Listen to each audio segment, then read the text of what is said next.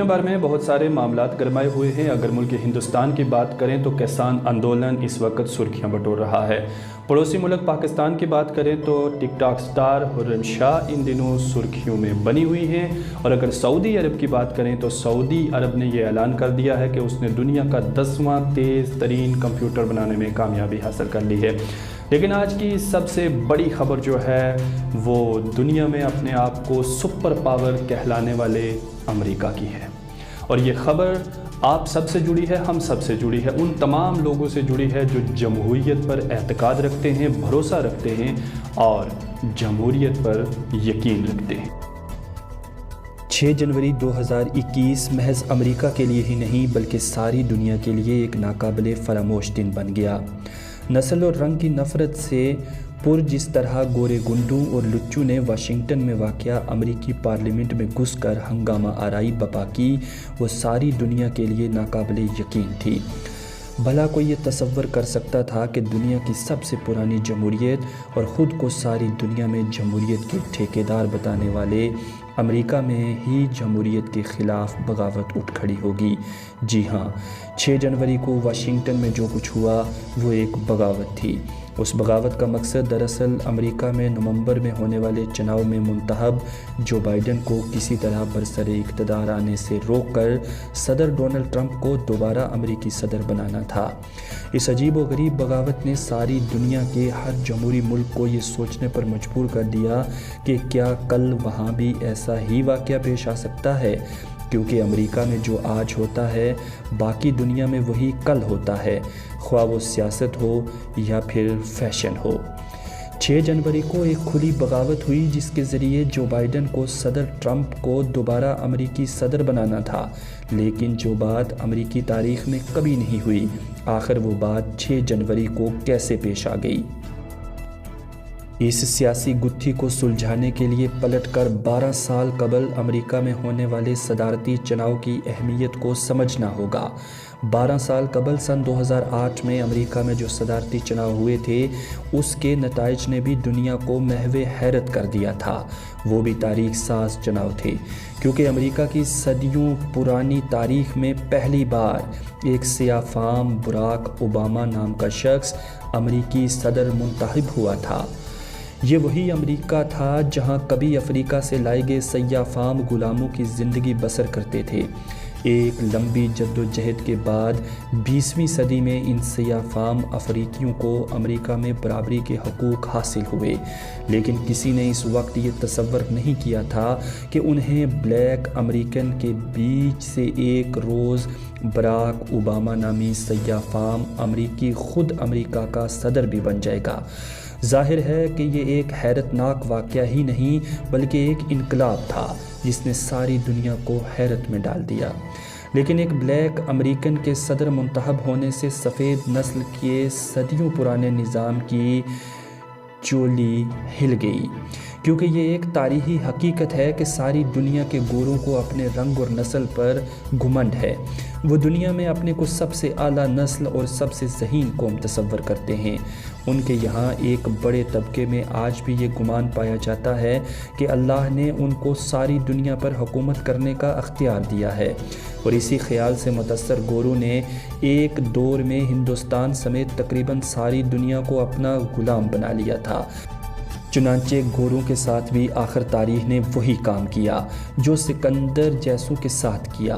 آخر دنیا بھر سے گوروں کی حکومت ختم ہو گئی۔ آخر یہ دن بھی آیا کہ گوروں کے سب سے نامور ملک امریکہ میں ایک سیاہ فام اوباما صدر منتخب ہو گیا۔ ظاہر ہے کہ اس بات سے گوروں کا نظام تلملا اٹھا۔ چنانچہ امریکہ میں جو انقلاب برپا ہوا تھا اس کے خلاف امریکہ میں شدید رد عمل پیدا ہوا۔ امریکہ میں گوروں کے نظام نے بس اس وقت سے یہ طے کر لیا کہ وہ جلد ہی امریکہ میں گوروں کی عصبیت پر مبنی دوبارہ اپنی حکومت قائم کریں گے، اور آخر سن 2016 میں وہ نظام نفرت کے بنا پر اپنی سازش میں کامیاب ہو گیا، اور اس نظام کے کاندھے پر سوار ڈونلڈ ٹرمپ امریکہ کے صدر بن گئے۔ 6 जनवरी 2021 को इसी सफ़ेद अस्पी निज़ाम ने उसी ट्रंप को अमेरिका में जमहूरी निज़ाम को कुचलकर दोबारा सदर मुंतखब करने की कोशिश की, जो आखिर वक्त में नाकाम हो गई। यूँ तो अमेरिकी बगावत नाकाम हो गई, लेकिन क्या इससे अमेरिका का सियासी और समाजी मसला भी हल हो गया? जी नहीं, अमेरिका का मसला भी हल नहीं हुआ। यूँ तो खुद गोरों की एक कसीर तादाद इस रंग व नस्ल की असबियत की लानत से आज़ाद हो चुकी है, लेकिन अभी भी गोरों का नस्ली निज़ाम बहुत मजबूत है। वो इस कदर मजबूत और ज़िद्दी है कि उसने 6 जनवरी को अमेरिका की तमाम रवायत को बालाए ताक रख कर खुली बगावत बपा कर दी। ज़ाहिर है कि वो निज़ाम हार मान कर चुप नहीं बैठने वाला है, इसलिए अब ये लड़ाई अमेरिकी सड़कों पर फैल सकती है, क्योंकि डोनाल्ड ट्रंप भले ही चुनाव हार चुके हों, लेकिन उनकी गिरफ्त अपनी रिपब्लिकन पार्टी पर अब भी बहुत मजबूत है। अब सवाल ये है कि क्या अमेरिका में 6 जनवरी को जो हुआ वो किसी और मुल्क में भी होगा? ऐसा हरगिज़ नहीं होना चाहिए। डोनाल्ड ट्रंप आज वाइट हाउस छोड़कर बेशक चले गए हैं, लेकिन उनके दिल में जो आग है, जो आग उन्होंने 6 जनवरी को लगाई थी, वो दुनिया भर की जमहूरियत से मोहब्बत करने वाले लोगों के दिलों में हमेशा के लिए रहेगी। जो बाइडेन की खलफ बर्दारी, जो बाइडेन को मुबारक। ये खबर आज हम आपको इसलिए दिखा रहे हैं क्योंकि आज अमेरिका के नए सदर की हलफ बर्दारी है। अमेरिका के नए सदर जो बाइडेन की हलफ बर्दारी है, और उनके साथ एक और तारीख भी रकम हो रही है कि वहाँ पर नायब सदर के तौर पर एक खातून हलफ उठा रही हैं। लेकिन हम आपको थोड़ा पीछे लिए चलेंगे। आज से कुछ रोज़ कबल यानी 6 जनवरी को अमेरिका में क्या हुआ था। उसी दिन अमेरिका में जमहूरियत का गला घोंटा गया था, जिस वाक़े ने पूरी दुनिया के लोगों को हैरान बनाकर रख दिया। पूरी दुनिया को ये बात अजीब व गरीब लगी और सख्त नागवार गुजरी। अब आपको दिखाते हैं कि टेक्नोलॉजी की दुनिया में क्या कुछ हो रहा है। रोज़ ब रोज़ इंफॉर्मेशन टेक्नोलॉजी हो या दीगर टेक्नोलॉजीज़ हों, उसमें लोग तरक्की कर रहे हैं, कामयाबी हासिल कर रहे हैं। कहीं नए हथियार बन रहे हैं, कहीं नए नए तरीक़ों के हवाई जहाज़, फाइटर जेट बनाए जा रहे हैं, और कहीं पर मोबाइल एप्लीकेशन नए नए अंदाज़ और नए नए तरीक़ों से लॉन्च की जा रही हैं। लेकिन सऊदी अरब ने यह ऐलान कर दिया है कि उसने दुनिया का 10वां सबसे तेज़ तरीन कंप्यूटर बना लिया है। सऊदी अरब ने दुनिया का 10वां ताकतवर तरीन सुपर कंप्यूटर लॉन्च कर दिया है। सऊदी अरब ने दमाम 7 के नाम से दुनिया का 10वां ताकतवर तरीन सुपर कंप्यूटर लॉन्च कर दिया। सऊदी अरब की तेल कंपनी अरामको ने सऊदी टेलीकॉम कंपनी STC के साथ मिलकर मंगल को ऐलान किया कि उन्होंने दुनिया का 10वां ताकतवर तरीन सुपर कंप्यूटर बना लिया है। अरब न्यूज़ के मुताबिक तमाम 7 के ज़रिए अरामको को तहकीक और तलाश के कामों में मदद मिलेगी। ये कंपनी की डिजिटलाइजेशन की तरफ अहम कदम है। मंगल 19 जनवरी 2021 को लॉन्च होने वाले सऊदी अरब के तमाम 7 के बाद मुमलिकत के पास मौजूद सुपर कंप्यूटर्स की तादाद 5 हो गई है। सुपर कंप्यूटर्स के मामले में चीन 214 कंप्यूटर्स के साथ पहले, अमेरिका 113 के साथ दूसरे और 34 सुपर कंप्यूटर्स के साथ जापान तीसरे नंबर पर है।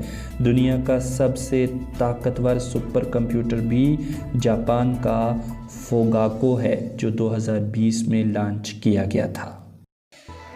और आज गुरु गोबिंद सिंह जी के प्रकाश उत्सव पर हम आप सभी को हार्दिक शुभकामनाएं भी पेश करते हैं। गुरु गोबिंद सिंह जी सिख मज़हब के 10वें गुरु थे। उनकी याद में तमाम गुरुद्वारों में प्रोग्राम मुनक्किद किए जा रहे हैं और लंगरों का एहतमाम भी किया जा रहा है। बड़े पैमाने पर सिख लोग इस दिन को अकीदत और एहतराम से मना रहे हैं, और इस दिन के मौका पर तमाम मज़ाहिब से ताल्लुक़ रखने वाले लोग सिख भाइयों को मुबारकबाद भी पेश कर रहे हैं। तो गुरु गोबिंद सिंह जी के इस प्रकाश पुरब पर हमारी तरफ से JK टेलीविज़न की तरफ से तमाम नाजरीन को बहुत बहुत शुभकामनाएं।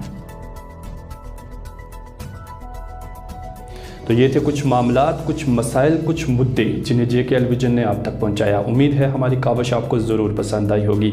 आने वाले वक्त में हम इस तरह के बहुत सारे नए प्रोग्राम, लाजवाब और अजीबो गरीब मामलात आपके सामने लेकर आएंगे, और ख़बरें तो हर रोज़ आप हमारे पेज पर देखते ही रहते हैं।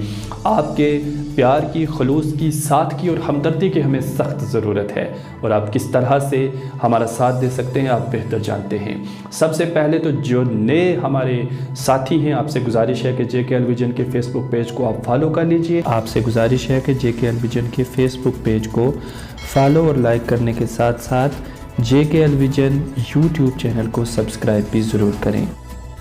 तो आज का प्रोग्राम आपको कैसा लगा कमेंट सेक्शन में आप ज़रूर बताइएगा। हमें उम्मीद है आप सभी बाखैरियत व आफ़ियत होंगे। तो अब दीजिए अपने दोस्त सैयद न्याज़ शाह को इजाज़त। बहुत जल्द मिलते हैं एक और